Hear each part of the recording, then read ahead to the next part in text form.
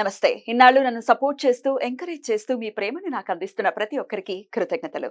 అలాగే ఈ వీడియో కూడా ఖచ్చితంగా మీకు ఉపయోగపడుతుంది. లైక్, షేర్ అండ్ సబ్స్క్రైబ్ చేసి మీ సపోర్ట్‌ని నాకు అందించండి. అలాగే ఈ వీడియో పట్ల మీకున్న అభిప్రాయాన్ని కామెంట్ సెక్షన్‌లో కామెంట్ చేసి తెలియజేయండి.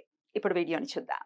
నమస్తే, వెల్కమ్ టు అవర్ ఛానల్. నేను పద్మిని. ప్రస్తుతంతో పాటు ప్రముఖ ఆధ్యాత్మికవేత్త, జ్యోతిష పండితులు, అమ్మవారి సేవకులు, దత్త గణపతి ఉపాసకులు మురళీధర శర్మ గారు మనతో పాటు ఉన్నారు. మాట్లాడదాం. నమస్కారం అండి.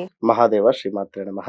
మరొకసారి మైత్రేయ ముహూర్తం రాబోతోంది. మైత్రేయ ముహూర్తం విశిష్టతను గురించి ఎప్పుడెప్పుడు ఆ ముహూర్తం వస్తోందో ఖచ్చితంగా మీరు చెప్తూ ఉన్నారు. అయితే ఆ మైత్రేయ ముహూర్తాన్ని వినియోగించుకుని చాలా మంది కూడా వాళ్ళ అప్పుల బాధల నుంచి ఖచ్చితంగా బయటపడుతూ ఉన్నారు. చాలా చాలా సంతోషం. అలాగే ఒక ఆయన అయితే ఆ వీడియో ఈ వీడియో అని కాకుండా కనిపించిన ప్రతి వీడియోలోనూ పెట్టేస్తున్నారు, మళ్ళీ ఎప్పుడు వస్తుంది అని. సో అంత యాంగ్జైటీగా వెయిట్ చేస్తున్నారు.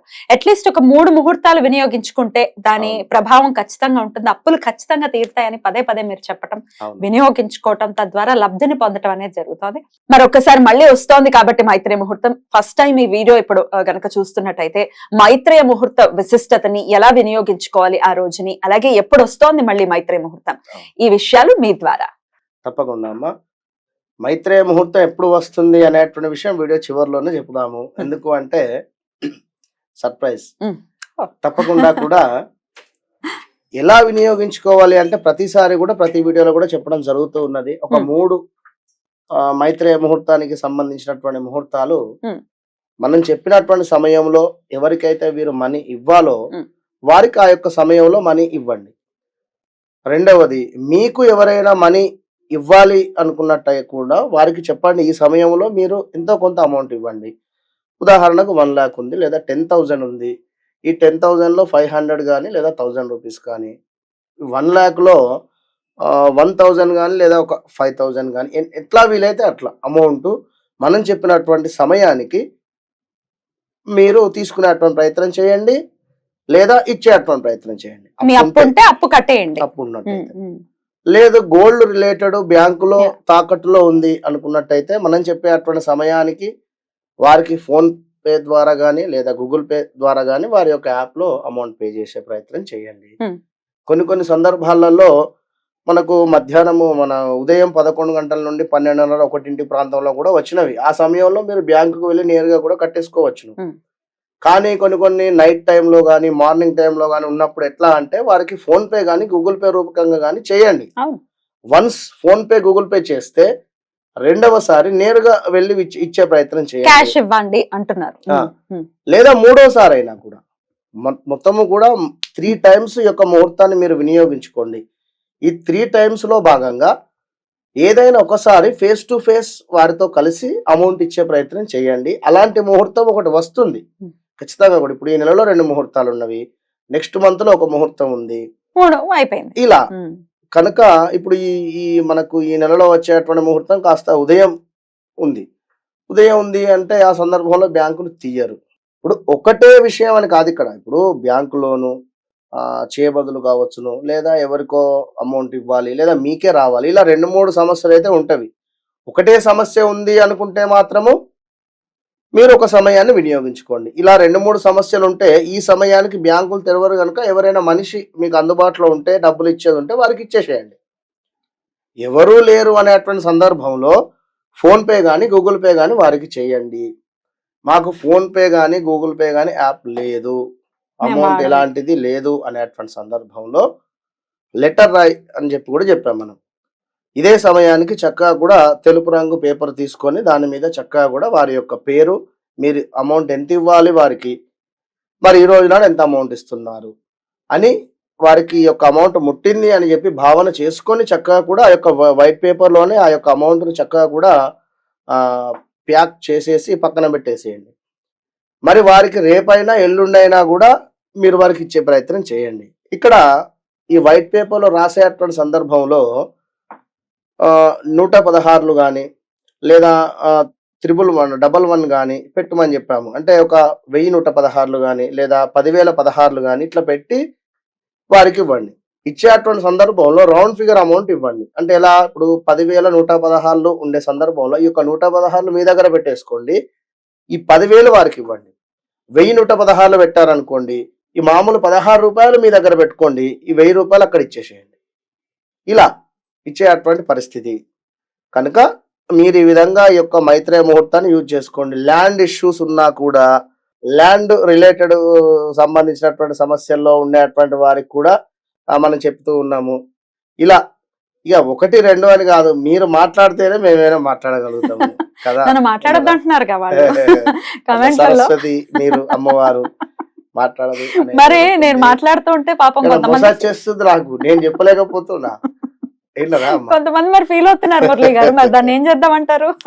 ఏది లేదు, మీరు మాట్లాడబట్టే నేను కనబడుతూ ఉన్నా ఉన్నమాట విషయం. ఎవరి క్వశ్చన్ అడగాలి కదా, యాంకర్ అన్నాక క్వశ్చన్ అడగాలి ఖచ్చితంగా కూడా. ఎందుకంటే ఇప్పుడు మీ లోపల ఒక కొన్ని వేల ప్రేక్షకులను చూడడం జరుగుతుంది సత్యంగా కూడా. అంటే మీరు అడిగేది మీరు ఒక్కడే అడుగుతున్నారని కాదు, మీకు ఎంతమంది కాల్స్ ఫేస్ చేసినటువంటి ప్రాబ్లమ్స్ మీతో షేర్ చేసుకున్నటువంటి విషయాలనే మీరు తద్వారా ప్రశ్నలు అడగడం జరుగుతుంది.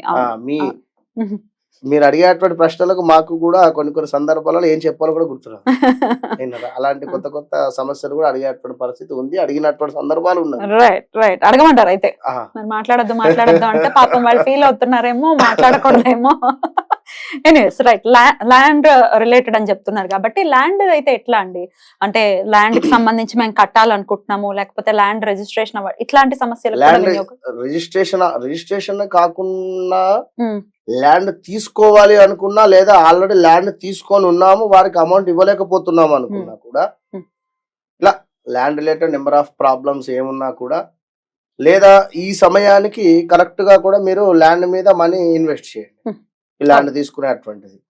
అంటే ఇప్పుడు ఆల్రెడీ ప్లాన్స్ లో ఉన్నారు, ఒక సైట్ చూసి వచ్చామండి, దానికి అడ్వాన్స్ ఇవ్వాలా లేదా? సూపర్, ఈ సమయంలో మీరు ఇచ్చినట్టయితే తొందరగా కూడా మీకు ఆ ల్యాండ్ మీకు తొందరగా అయ్యేటువంటి పరిస్థితి ఉంటుంది. ఇంకా గృహం ఆల్సో అమ్మ, గృహము కూడా మీరు గృహ సంబంధిత అంటే ఒక 2-3 ఇన్స్టాల్మెంట్స్ కానీ, లేదా సరే ఇవాళ రేపు అంతా కూడా బ్యాంకు రుణాల ద్వారానే తీసుకోవడం జరుగుతున్నది.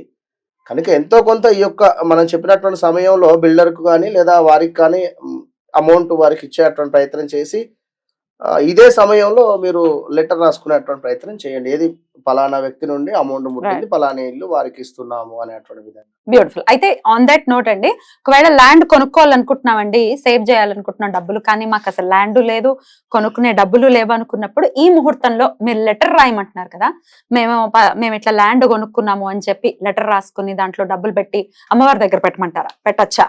అలా అయినా పెట్టుకోవచ్చును, కానీ నిజంగా ఎక్కడైనా ల్యాండ్ చూసేసుకొని మీరు దానికి అమౌంట్ కట్టేసుకున్నట్టయితే మిగిలినటువంటి అమౌంట్ ఖచ్చితంగా కూడా ఎక్కడి నుండో సమకూరుస్తుంది. ఇప్పుడు చాలా మంది కూడా బ్యాంక్ లోన్స్ కూడా రాకుండా ఇబ్బంది పడేటువంటి వారు కూడా ఉన్నారు వాస్తవానికి కూడా. అలాంటి సమస్యల నుండి ముందుగానే బయటపడడానికి ఈ యొక్క మైత్రేయ ముహూర్తం. రైట్, అద్భుతం అండి. మైత్రేయ ముహూర్తాన్ని చాలా మంది వినియోగించుకోవటము, వాళ్ళు చాలా ఆనందంగా, ఒక్కరు పెట్టినా కూడా మీరు ఎప్పుడు చెప్తూ ఉంటారు, ఒక్కరికైనా సమస్య సాల్వ్ అయితే నాకు అదే చాలు అని చెప్తూ ఉంటారు. సో చాలా మందికి సమస్యలు సాల్వ్ అవుతున్నాయి, అప్పుల బాధల నుంచి బయటపడుతున్నారు. ఈ ముహూర్తాన్ని ప్రత్యేకించి ఇప్పుడు గత లాస్ట్ 5 years కానీ, లేదా అదే 5 years ఆల్సో, 10 years ఆల్సో, 1 లక్ష రూపాయలు కావాలి అంటే ఆ పలానా సమయానికి తీసుకొని పోనేటువంటి వ్యక్తులు ఇవాళ వారికి ఒక బలం అనేది లేదు. అంటే డబ్బులు అడిగినా ఎక్కడ పుట్టడం లేదు, డబ్బులు ఇచ్చేటువంటి పరిస్థితి లేదు, ఎవరిని నమ్మేటువంటి పరిస్థితి. తీసుకున్న వాళ్ళు సరైనటువంటి సమయానికి ఇవ్వలేకపోతున్నారు ఇక్కడ. కనుక దయచేసి అందరూ కూడా ఈ ముహూర్తాన్ని వినియోగించుకొని అప్పుల బాధ నుండి ఎంత తొందరగా మీరు బయటపడాలని చెప్పి మాత్రమే ఉద్దేశం. థ్యాంక్ యూ అండి. మరి ఇప్పుడు చెప్పండి, ఎప్పుడు వస్తుంది ముహూర్తం? మనకు ఈ యొక్క ఏప్రిల్లో 9వ తారీఖు నాడు ఉదయము 7:32 నుండి 8:06 లోపు, కరెక్ట్ గా కూడా 7:32 నుండి 8:06, చాలా తక్కువ సమయము, మాక్సిమం ఒక హాఫ్ అన్ అవర్ అంతే ఉండేటువంటి యొక్క సమయాన్ని, 40 minutes ఉండేటువంటి సమయాన్ని ఖచ్చితంగా వినియోగించుకోండి. అంతే. అద్భుతం, అద్భుతం. రేపు 9వ తారీఖు వస్తోంది, అంటే మంగళవారం అంతేనండి. ఒక 2-3 నెలలలో 2-3 ముహూర్తాలు వినియోగించుకొని మంచి రిజల్ట్ పొందాలి అని చెప్పి మనస్ఫూర్తిగా కోరుకుంటున్నాను. బ్యూటిఫుల్. మంగళవారం మారు గోరుతుంది అనే సామెత కూడా ఉంది. ఒకసారి మీరు కట్టేయటం మొదలు పెడితే అది కట్టడం అప్పుల్లో నుంచి బయటపడడం అనేది ఖచ్చితంగా జరుగుతుంది. నేను కూడా అలాగే వినియోగించుకున్నాను ఈ ప్రత్యేకించి ముహూర్తాన్ని, అలాగే మంగళవారాన్ని కూడా. సో మీరు కూడా చక్కగా వినియోగించుకోండి, అప్పుల బాధ నుంచి ఖచ్చితంగా బయటపడండి. Thank you so very much Murali garu. నమస్తే. మహాదేవ్.